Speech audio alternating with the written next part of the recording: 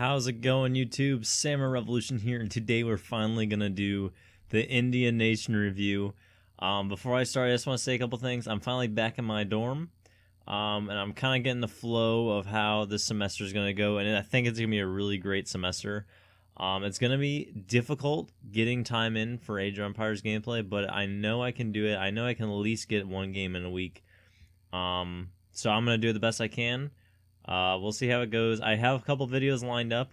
I haven't put out the other wall video things yet because I've wanted to make sure I have videos in reserve or have enough videos so I can do a video a week. But yeah, we're going to get straight into this review. It's going to be awesome. This cover looks a lot better than I thought it was going to. It's looking great. I kept the old format. We're going old school here. It's been so long since I've done a nation review. So let's jump straight into it. I loved playing with India. They were so much fun to use. So good in different areas. We're going to get all into it. But overall, I've enjoyed playing with them so much. So we'll go into Civilization bonus. Villagers cost wood. They receive villagers with every shipment, and they generate XP from herds. The villagers costing wood was awesome. A lot kind of like the British. If you like the British, you might like India just because of the wood gameplay. It is a little different, kind of a mix between Dutch and British in that aspect because the villagers cost differently and you need a lot of wood. I really enjoyed that because once you send in, or for me personally, I like sending in like the 20% wood improvement cards. And they have a bunch of them. Once you send those in, end game, you only need like 10 villagers on wood and you got a solid wood production in comparison to the other resources because you have like at least 20 to 60% bonus on the wood, which is crazy, but it's awesome. So that's a really awesome bonus. I like that a lot. And another bonus I'm going to put in here, I'm probably going to do a lot of side notes, but the wonders. The age up wonders are great. They give you great bonuses with the age up. So for example, the Tower of Power or wherever it's called, that gives you a massive wood shipment. It gives you like 1,000 wood if you go age 3 with it or something like that, which is perfect. You get villagers and you can get our town center up. So that's a great wonder to use. The ability is decent on it, so that's good too. But just the initial age up bonus is fantastic. And then the Taj Mahal, you get all that coin with it, which is really awesome. I normally do that once I get to age 4, so you can use that to get your unit upgrades and start tossing out an army if you need to. And that's kind of the time normally when you run out from coin and you need to go into rice paddies. So that's like a perfect transition there. And then I can't remember the name, but there's the one wonder where you gather resources better. That one gives you a little bit of each, and I normally use that one. I think I use that going into age 3 actually. Yeah, I might use that one. But that gives you a good bonus. It gives you a nice mix so you can get all your market upgrades, any upgrades you really need. And then obviously the best one is the fort. I noticed now that I have this in the pros, I'll touch it again. But age 2 fort is fantastic, so strong with India. So yeah, that's all great stuff. We'll touch on it more later, but I really love that for the civilization bonus as well. The receiving villagers with every shipment, really awesome. It's honestly extremely passive. You don't notice it, but it is an awesome boost to have. There aren't any villager cards you can send in. So this is supposed to be the counter to that. And lastly, generate XP from herds. So apparently if you have just like any animals, you'll get XP from them. But if you get those sacred shrines or whatever they're called, you can train cows there or put cows there and you get a lot of XP from them, which is awesome. You literally feel like Spain once you get all the XP coming in. So that's really good to have too. So now we're going to jump down to the next box down on the left. This is my favorite units in the country for this nation, so that's kind of what I'm going to have down here. And then to the right are going to be more of my favorite units, but those are going to be like unique unit kind of things. But they're all unique. India has the most unique units in the game, I believe. I might be wrong, but like almost every single thing is unique. So we're going to start off with my favorite one is the Gurkha. These guys are so good. Available age 2. These guys are skirmishers age 2, and each upgrade you get with them and cards that you send in increases their range and attack. So these guys literally get more range as the game goes on. which is so awesome. But having skirmishers age 2 to have a good anti-heavy infantry is fantastic. So underrated. I don't know why people don't use them more often. Like in team games, most people go with sepoys. Dude, go Gurkhas. Like, get those H2 guys out of there. And you'll have some great skirmishers on the field. And they're really solid. Like, there's a good card for them to send in. I don't know the card name. But it increases, like, damage specifically against heavy units, I believe. They just mow them down. If you watch my video, the 1v1 on Siberia, when we're playing against the Janissaries, they get tossed and they're just gone. Like, they're just evaporated, basically. So I love the Gurkhas. Great unit to have. I would definitely use them as a major part of your army if you're playing with India. Only big problem with them is they are expensive. 50 coin and I think 70 food. But man, they are so good. I'm down to my second favorite unit for this country, and it is the Siege Elephant. Guys, these are so OP. It's fantastic. They have insane hit points. So they have the same hit points as like the other elephants, which is ridiculous. It's like over 1,000. It's like almost 1,500, something like that. And the range is incredible. So not only do you have something in the back that can just take a ton of hits, the range is awesome. Not only that, it's also good against other artillery and against buildings. So all you need are these guys. Like, you don't need culverins, you don't need mortars. All you train is these guys. They'll knock out any cannons that enter the field easily, like no problem, because they're insane range. They'll be difficult to take out because they need what's it called? Skirmishers or light units, or like obviously cavalry. Other artillery did not do too well against these guys, taking them out. So culverins versus these guys don't do too good of a job.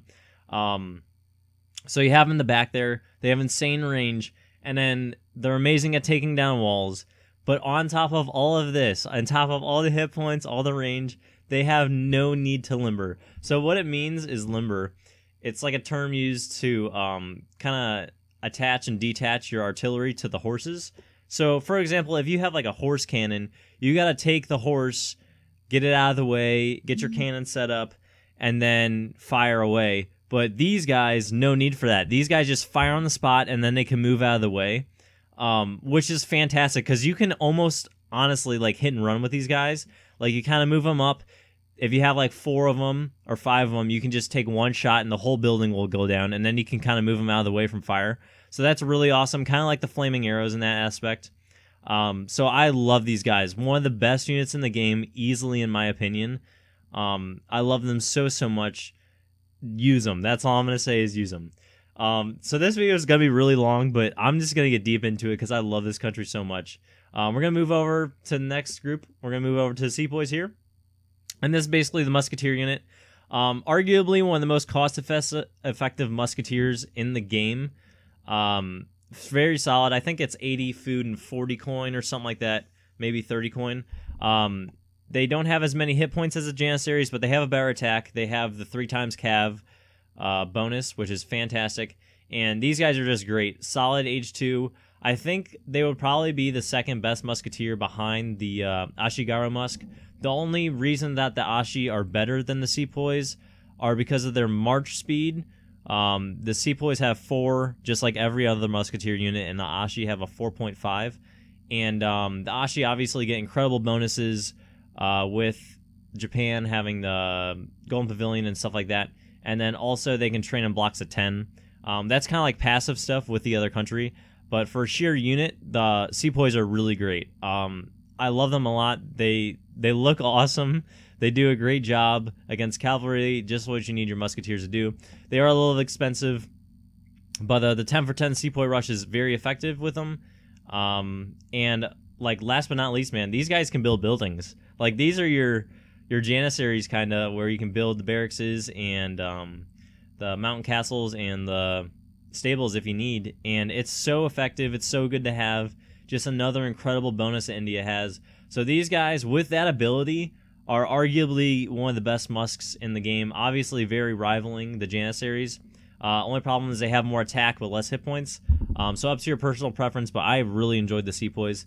And then lastly, with the sepoys, It's the resistance card. So this card, you send in 2,000 wood. Yeah, you send 2,000 wood in when you use the card, and all your villagers turn to sepoys. Now, you've probably seen me use this at least 2 times. I love this card, man. Like, if you're about to get someone, or if you need a last stand, this card is awesome. It's a lot of fun to use. It's not the most practical thing. You really got to have a good situation for it, but I love it. The sepoys are great. Solid unit, in my opinion. I love them so much. So now we're going to move down to the Howdah. I think that's how you pronounce it. If I'm like slaughtering these names, I apologize. I grew up in America, okay? We speak one language. We're really arrogant. But anyways, these guys are great. I like them a lot. There are some issues with them. They're not as good as the other units, but they are solid. I love to pair them up with the Gurkhas. They did a good job taking out cavalry. The only problem is that they're obviously pretty slow because of their elephants. And then they're pretty slow firing too, but their attack is really strong. They have like a 60 base attack or something like that, which is fantastic. So they do a great job taking out French cavalry, but the population number is difficult because you can only have so many of them. You can only have like 5, at max 10. That's like really pushing it on the field at a time. But they do a great job. I love them as a meat shield, so I'd always have them in front of my Gurkhas. And then the Gurkhas behind them firing away at whatever's in front. And then the Howdahs just take hits like nothing because they have so many hit points. And then also on top of all that stuff, the siege damage on these guys is fantastic. Like, if they go up to a building and start knocking it down, they'll do some solid siege damage, especially for like a Dragoon type unit. The siege damage on these guys is incredible. So if you can't afford the siege elephants, you could load up these guys. They'll serve multiple purposes in your army. And they do a really good job. Obviously, I said like they're pretty slow, so they might have trouble catching cav around the map. But I love them as meat shields. I love them to serve their purpose. And yeah, I preferred them to the Camels that had their guns on them. I cannot remember the name. It starts with a Z. I prefer them to that because they have more hit points. The Camels are very weak. I'll get to that a little bit later. But they do serve a good purpose. I just prefer the elephants more. I think they're more of an issue for players to come up against and take down. So speaking of that, we're going to go down to the last one here, the Mahou Lancer. I could be slaughtering the name. I don't know. These guys are great. Insane hit points, like insane. It's like 1,500, something like that. Splash damage attack, and they're faster than all the other elephants. So basically, think French cav on steroids is what these guys are. Like, if you get 5 of these guys, just 5 of them, they will slaughter almost any army if they have some support behind them. So, like, if I think in my latest video, I had these guys with the Gurkhas, and the Gurkhas are just firing away, and everyone's trying to take out these elephants, and they just can't because they have so many hit points. So it's a great distraction. They do cost a lot. It is a big issue with them. They cost up a lot of population, but they are solid to use. The biggest downside, in my opinion, is that they cost food and wood. So the rest of these guys cost food and coin, so it's pretty easy to develop a good army with them. But these guys do cost a lot of wood.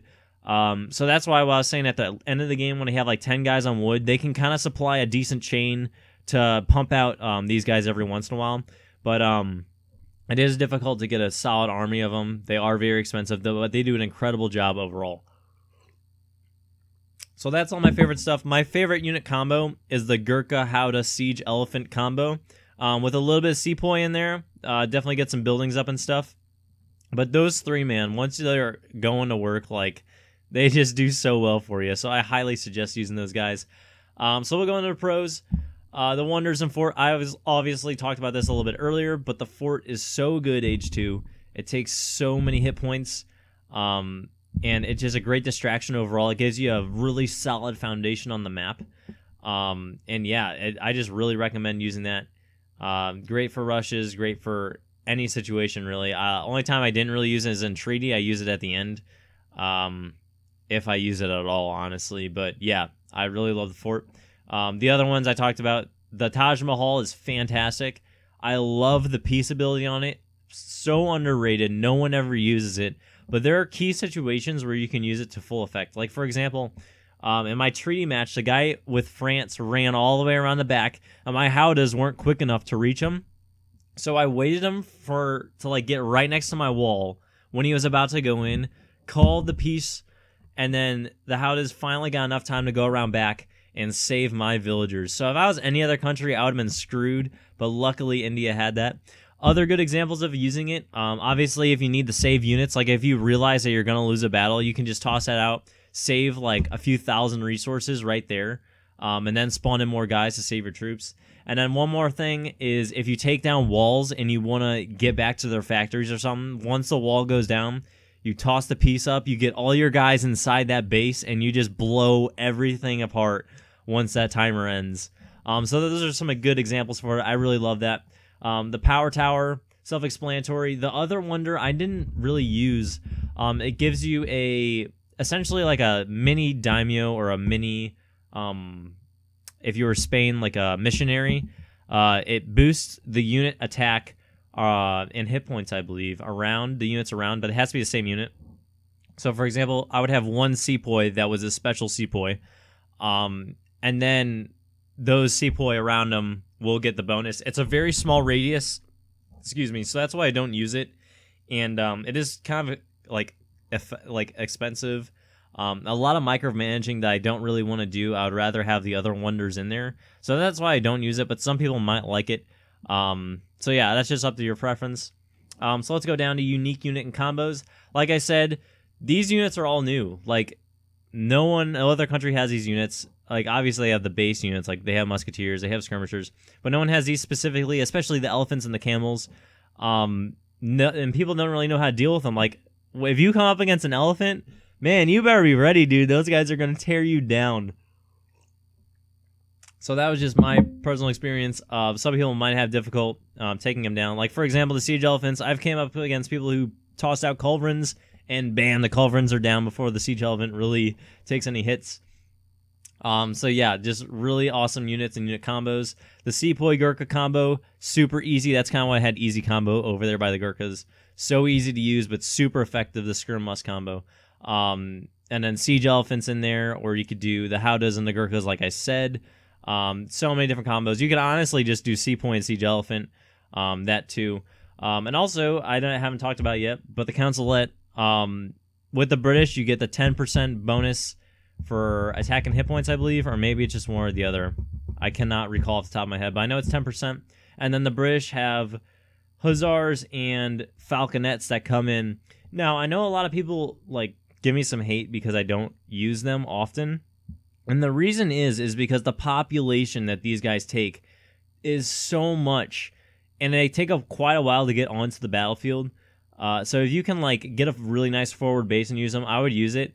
But that's the reason I don't use it too much. But that's the only true artillery that India is going to have, and I'll get that more later in the cons.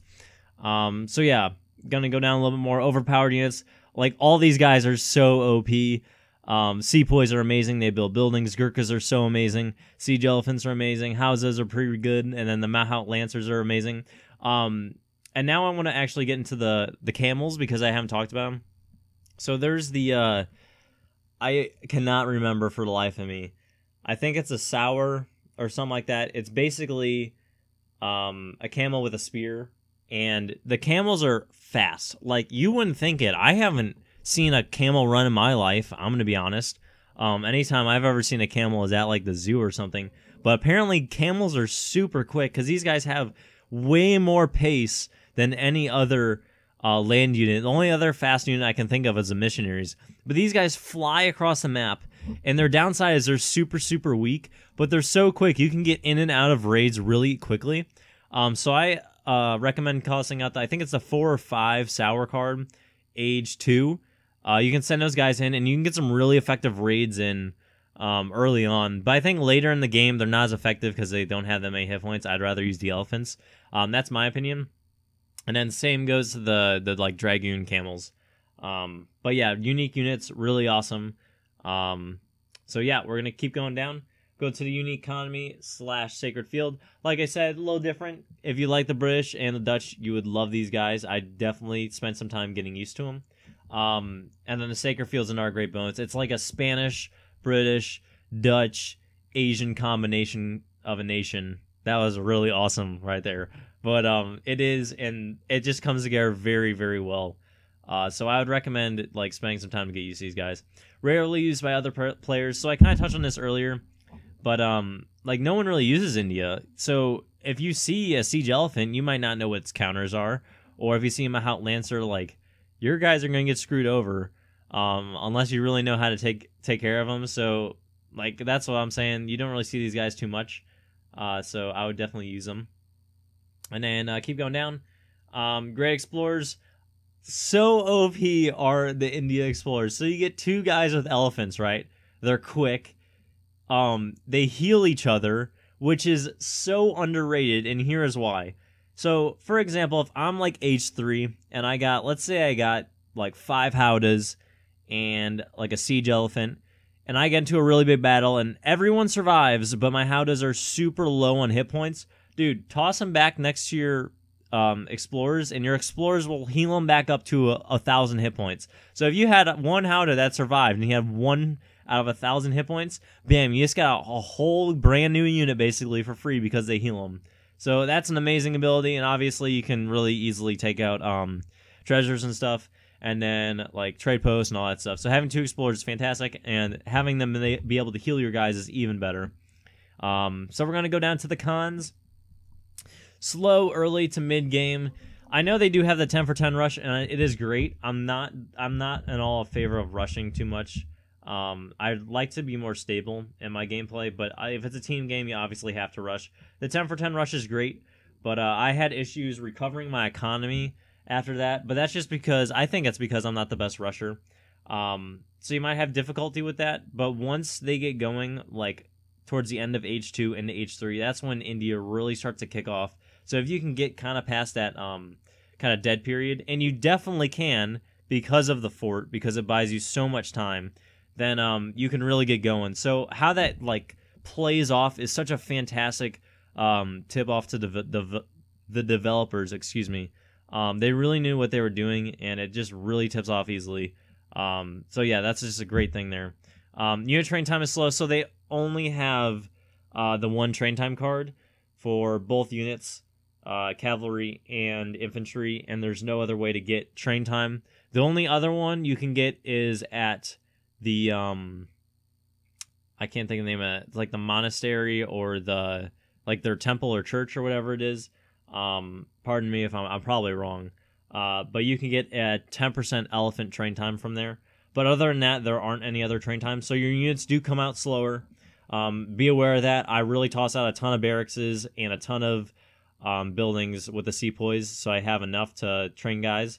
But the elephants, once they're on the battlefield, they stay on there for a while, so it's not that big of a deal. You just got to be really tactical with it, because late game, if you come against like Russia or something, dude, you could be in some trouble if you're not planning out your facilities to the best.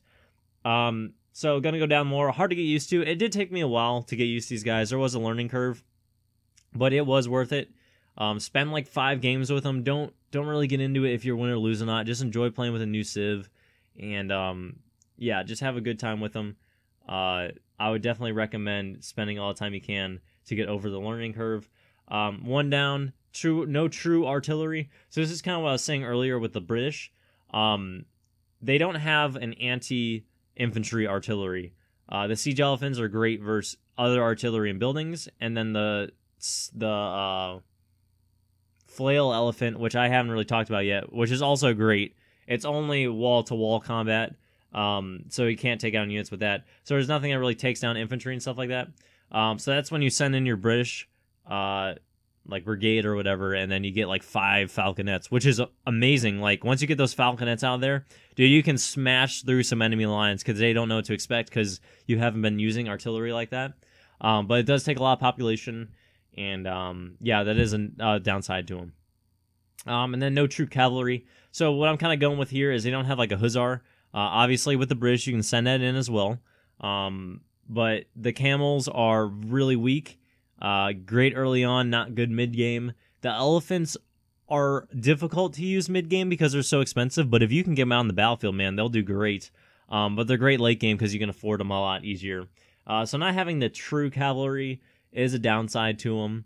But honestly, it's not that bad. You just gotta play your game different. You can't play it like a European nation. You gotta switch it up a little bit. But overall, man, I loved India. I'd give them like a 9 out of 10. At least an 8 out of 10. Maybe a 9 out of 10 overall. So I really enjoyed them. And yeah, so that's the end of our India journey. I will definitely play more games with them in the future. But we're going to move on to the next nation. So if you guys are still watching the video, I have a poll down below. I want you to click on that link and vote on what nation you want me to do next. I'm going to choose a nation that I have not gotten into, like India. I did not really play with them. So I think they're going to be China, Aztec, Iroquois, Sioux, and maybe like Portugal or something. But yeah, I personally want to do China, but whatever you guys want to do, I'm totally in to do. And then we'll do the same format. I'll do 1v1, 2v2, 3v3, 4v4, and then do a review after as well. So I hope you guys enjoyed this video. It was a really awesome review. It was probably really long. I don't know how long we're going for here. Let's see. Man, 25 minutes. So good. So yeah, thank you for watching as always. And let me know in the comments below what you guys thought. And I will see you guys later.